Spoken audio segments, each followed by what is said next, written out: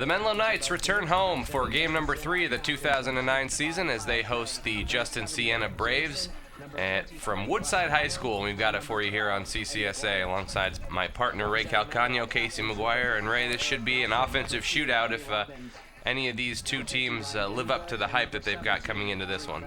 Well, I think that could be the case, Casey, and what we're looking at for Justin-Siena is a veer offense. We remember it from last year. And the veer offense again means that they have 3 options. They can give it to the dive back, the quarterback may keep it, or he may pitch. And that's usually called the veer option, and it's a read type of thing. You need a very good quarterback in that leadership and decision-making position, and I think that Justin-Siena probably has that. And for Menlo, I think they've got good leadership as well in the quarterback position with Danny being a senior this year. And so, as you mentioned, it might be an offensive, output here. We'll see. And right now it looks like they're ready to kick off. So. Beautiful night for football here from Woodside as the Menlo Knights get set to receive the opening kick.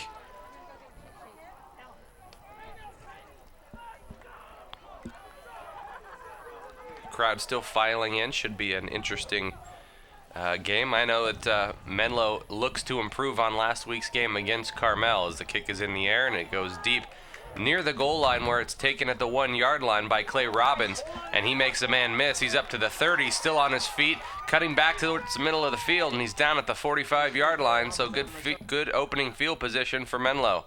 And as you mentioned, Casey, almost into the end zone, and Clay here grabs it about the 5-yard line. And this is not a middle return. We've talked about that in the past. So he makes the defender miss him, and then gets a great run and brings Menlo in good field position with the 1st and 10 about the 45-yard line. So excellent return, and let's see if Menlo can go ahead and move the ball here. Senior Danny DeKroger under center for the first snap, and he makes one man miss and throws it high, intended on the near side for Bo Nichols, and it'll be 2nd and 10. Well, that was a good pass rush by Justin-Siena. Danny does avoid that and then wisely throws the ball out of bounds since his receiver was covered. Now a pitch on 2nd down to Nichols, and he's got about 5 yards up to the 50-yard line. Well, this is this shovel pass that we've seen them run effectively.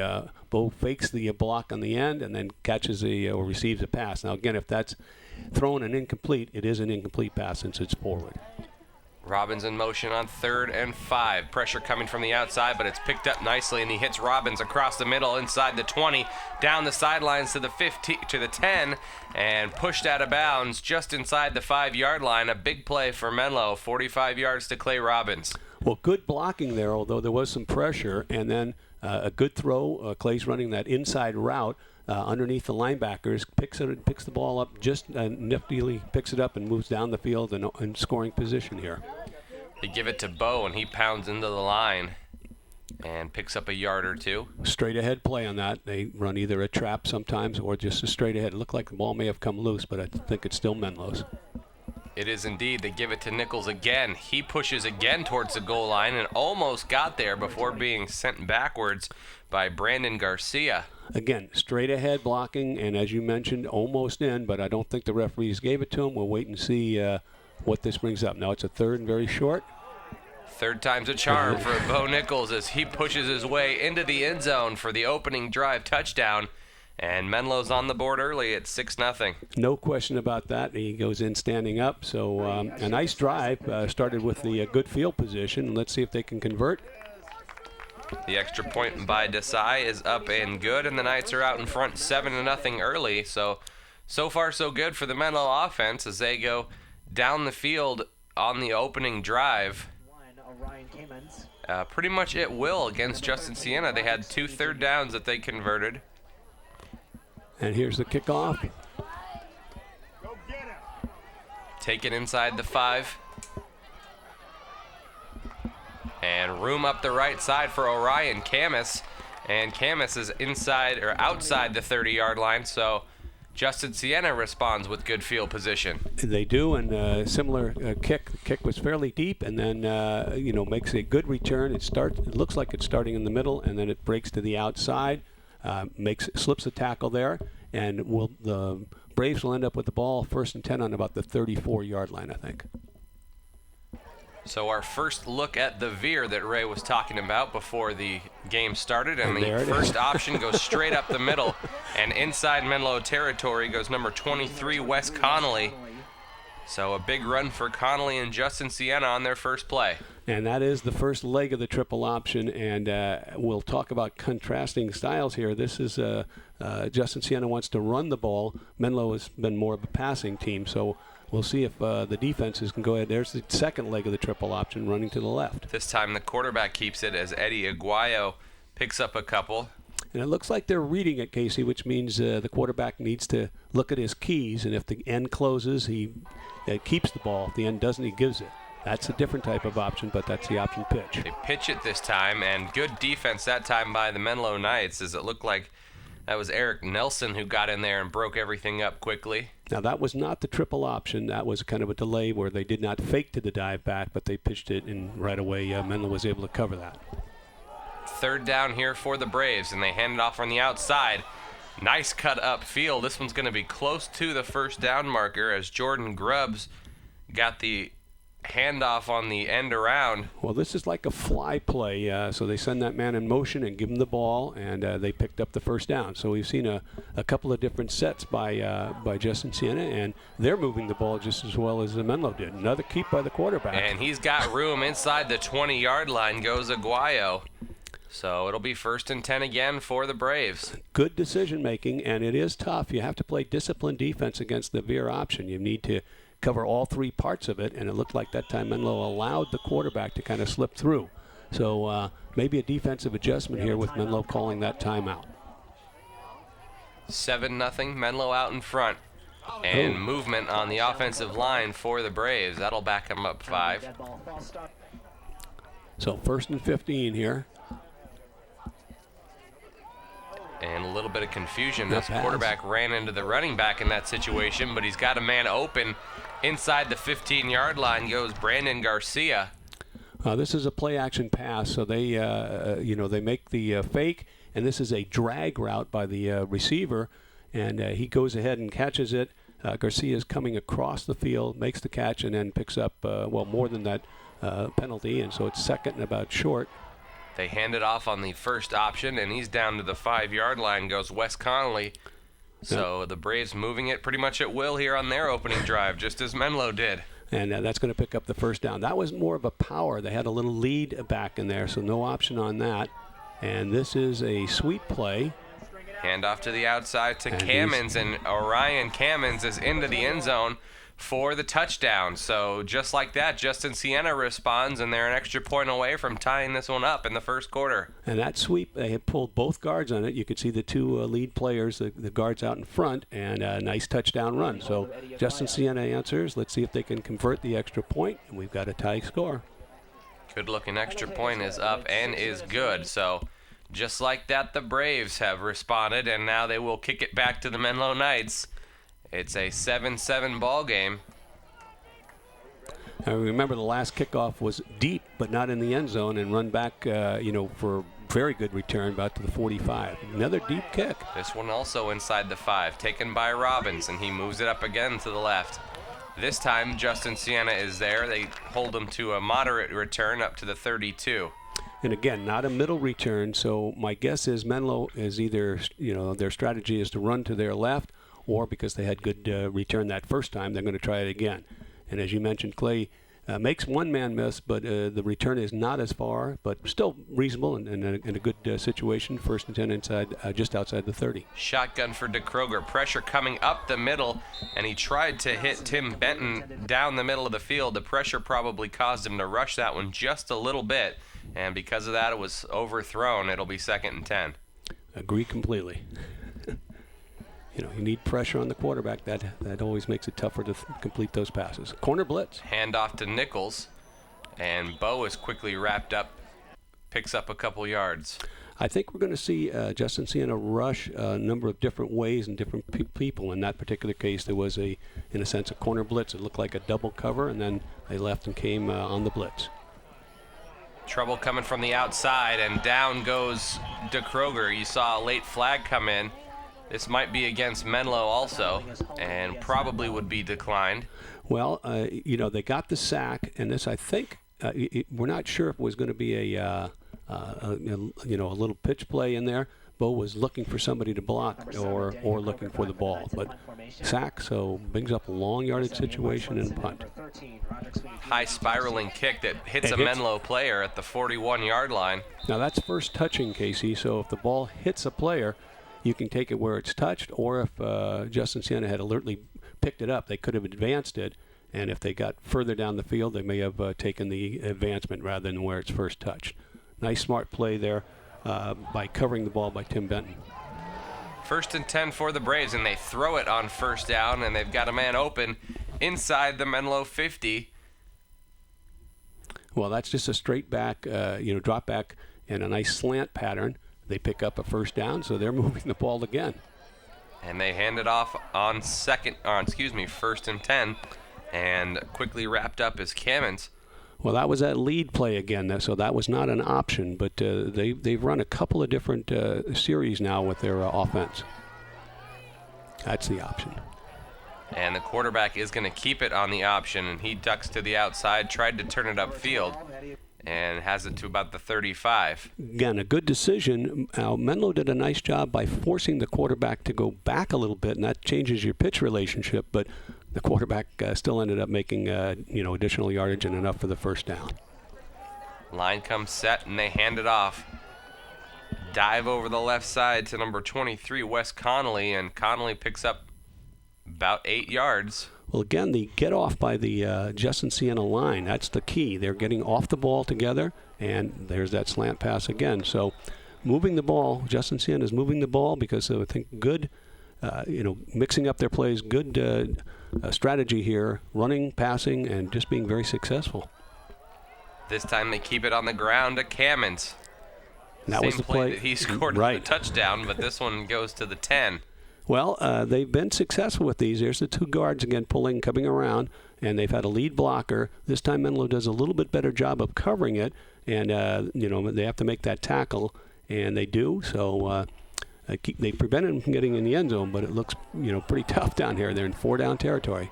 Sweep to the outside, pushing towards the goal line and being pushed out of bounds at the 2-yard line is Jordan Grubbs. And, that's a nice play by the defense. They go ahead and force him. They forced him wide, and then he looked like he might score, but he gets knocked out of bounds.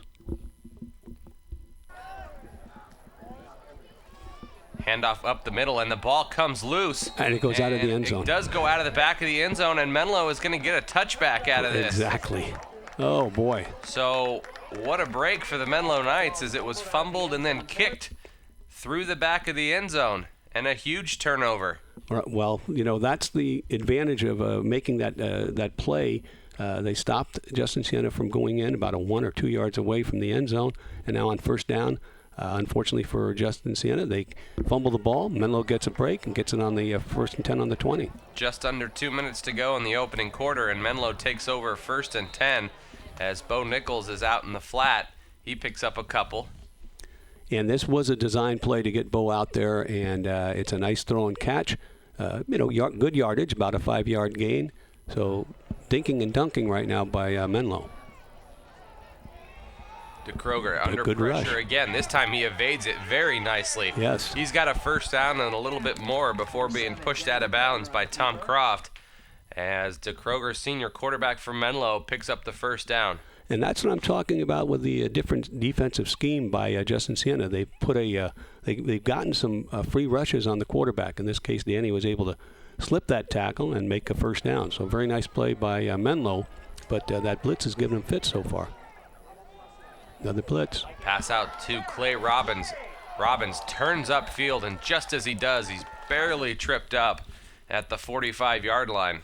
And this is what you need to do against the blitz. Throw quickly, and Menlo has done that the last couple of plays. And as you mentioned, a nice shoestring tackle there, but Clay makes good yardage. 3 receivers right. DeKroger rolls right and throws incomplete.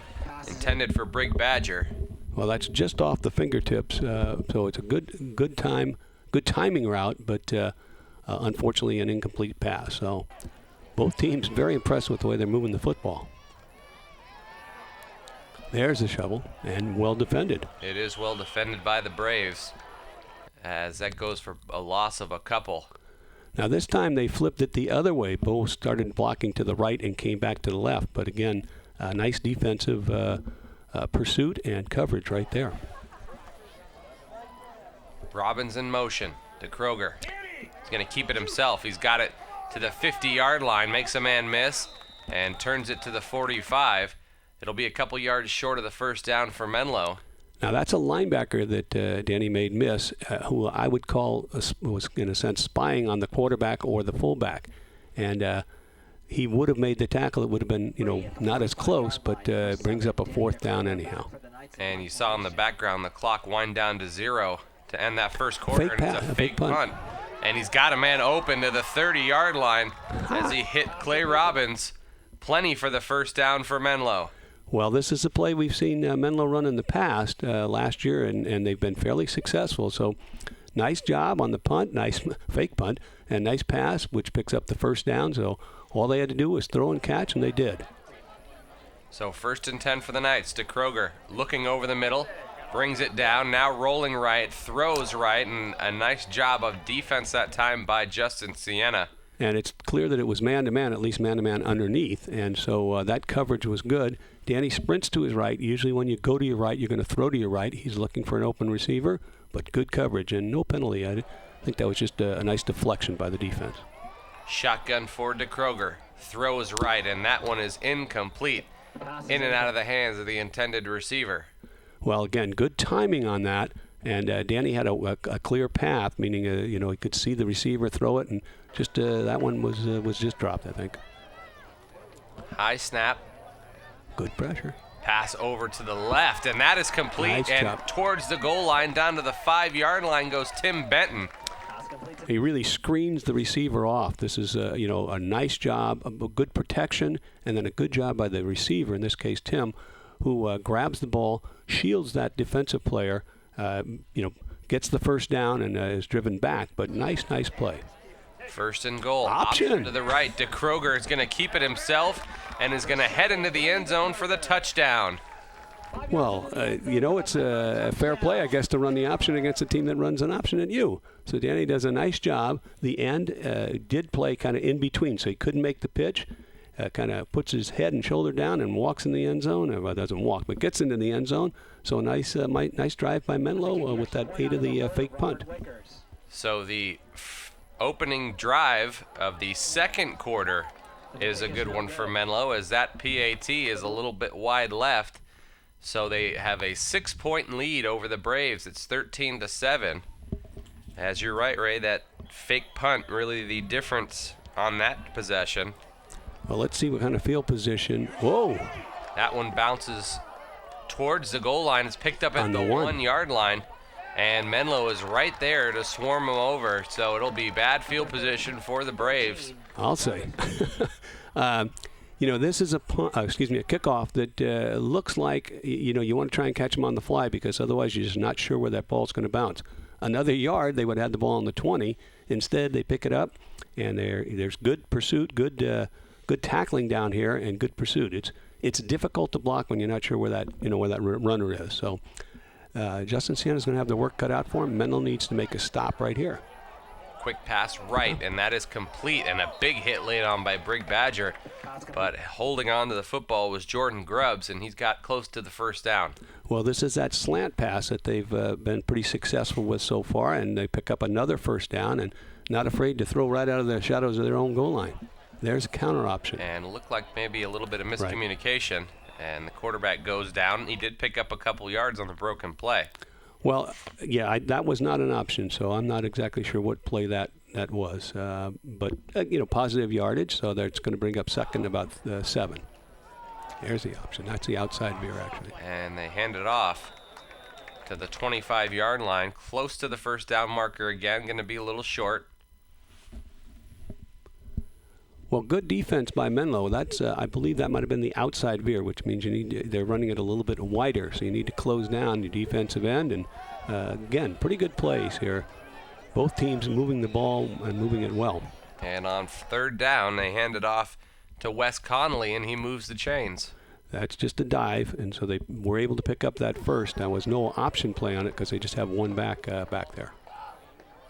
Menlo looks like they're bringing the blitz, and they pass it right towards the blitzing linebacker. Exactly. And it is complete to the 45-yard line as Mitch Volpe picks up the first down. Well, they have one back in the backfield. Both of the ends, the two tight ends, just ran those little seam patterns, and it's going to pick them for your quarterback, and he makes a good decision.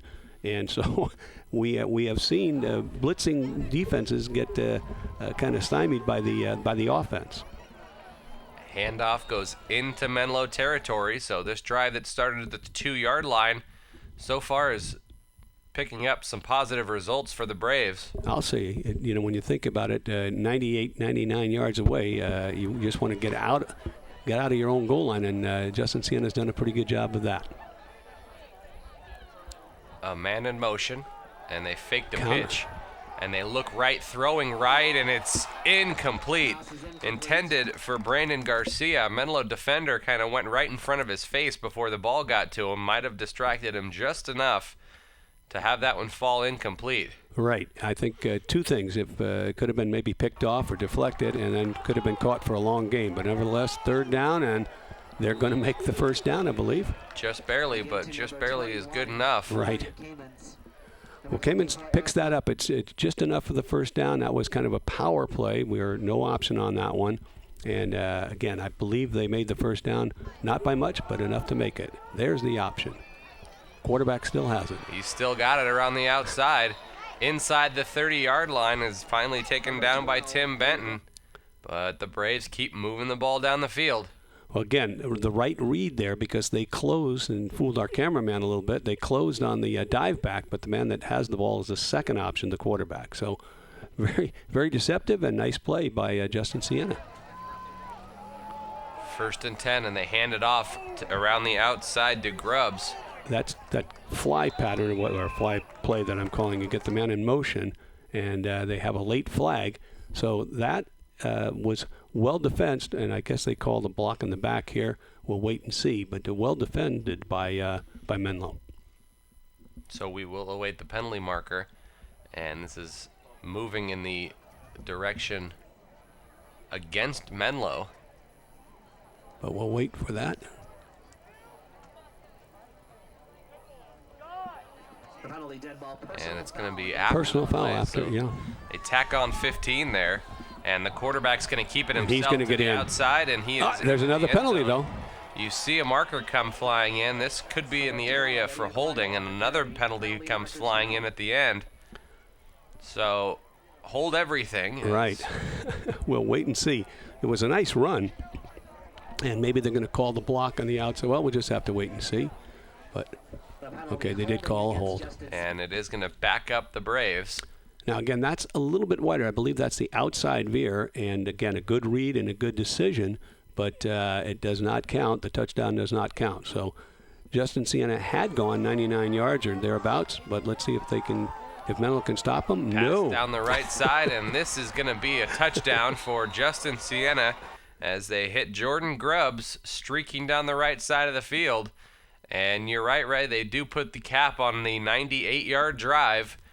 A very impressive offensive showing for Justin-Siena as the extra point is up, and it is good. And with that, they take the 14-13 lead. Well, interesting. You would think, that it's most of the time you can't go that distance. They did it not only once but twice. So we got ourselves a pretty good game here, and there's about half of the second quarter to go. So we'll see how Menlo responds. Low squib kick is taken at the 20-yard line as it bounces into the hands of Clay Robbins as they want to try and keep it out of his hands on the run, it looks like.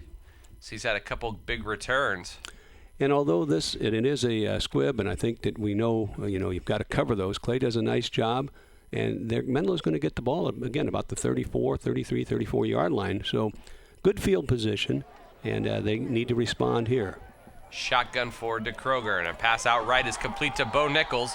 He's got it to the 50. He makes a guy miss in the open field. He's got it to the 30. Cuts to the left side to the 20. gets a block and is into the end zone. Well, I guess they did respond, Casey. That was a very nice play. What you'll notice is that the back comes out of the backfield, and I think one of the blitzers was probably responsible for that back. Now Clay gets the ball, and as you said, he makes a man miss right here. He sees the pursuit coming, so he cuts back against the grain and runs all the way across the field, outrunning the defense and then picking up some key blocks here. But really, really a nice play. And again, I think the reason he was so open is because there was a blitzer there. So hang on to your hat. Things work in a hurry here.